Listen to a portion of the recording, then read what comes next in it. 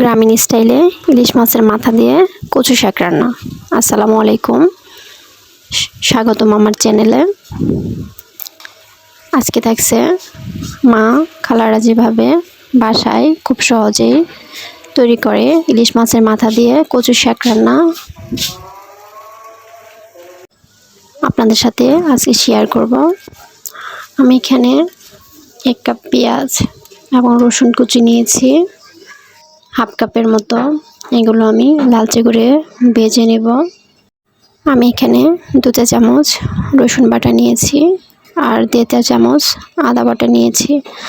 আদা রসুন বাটা তেলের মধ্যে আমি হালকা ভেজে নেব, যাতে করে আদা রসুনের বাড়তি গন্ধটা না থাকে। এখানে আমি 1.5 চা চামচ ধনিয়া গুঁড়া,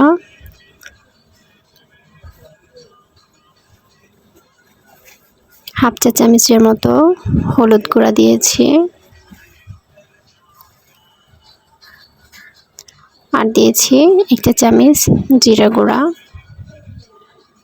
আর হাফ চা চামচ মরিচের গুঁড়া দিব।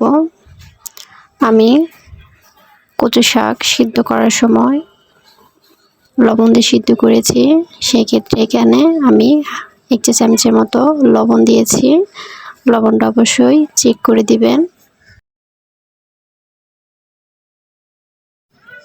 ইলিশ মাছের মাথা দিয়ে কচু শাক রান্না, এটা আমার খুবই পছন্দের একটি খাবার। আমার মতো যদি কারোর পছন্দ হয়ে থাকে অবশ্যই কমেন্ট বক্সে জানাবেন। ইলিশ মাছের মাথাটা আমি এখন মশলার সাথে ভালো করে কষিয়ে নেব।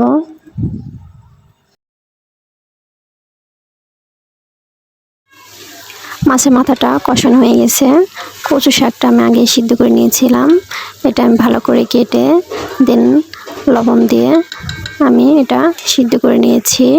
এখন মশলার সাথে আমি কচু শাকটা ভালো করে মিশিয়ে নিব। এর মধ্যে আমি 7-8টা কাঁচামরিচ দিয়েছি। কচু শাকে রয়েছে প্রচুর পরিমাণের খাদ্য শক্তি এবং ভিটামিনে ভরপুর। এটা আর আমি ঢেকে রান্না করব না, যেহেতু কচু শাকগুলো সিদ্ধ করা। আর মাছটা আমি ভালো করে কষিয়ে নিয়েছি।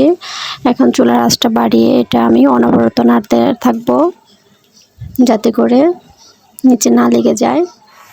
কচু শাক আমাদের দেহের জন্য খুবই উপকারী।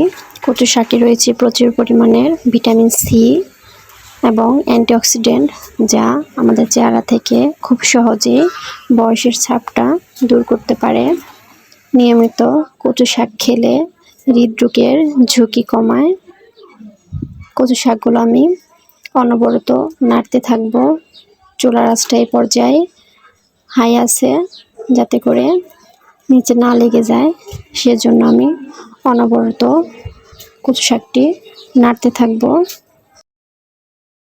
যাদের চোখের সমস্যা আছে তারা নিয়মিত কচু শাক খেলে দৃষ্টিশক্তি ভালো থাকে। কচু শাকে রয়েছে প্রচুর পরিমাণে ভিটামিন এ, যা দৃষ্টিশক্তি ভালো রাখতে সহায়তা করে। ইলিশ মাছের মাথা দিয়ে কচু শাক রান্না অনেকেরই খুবই পছন্দ। খুবই অল্প উপকরণ দিয়ে এত মজাদার খাবার খুব সহজেই রান্না করা যায়।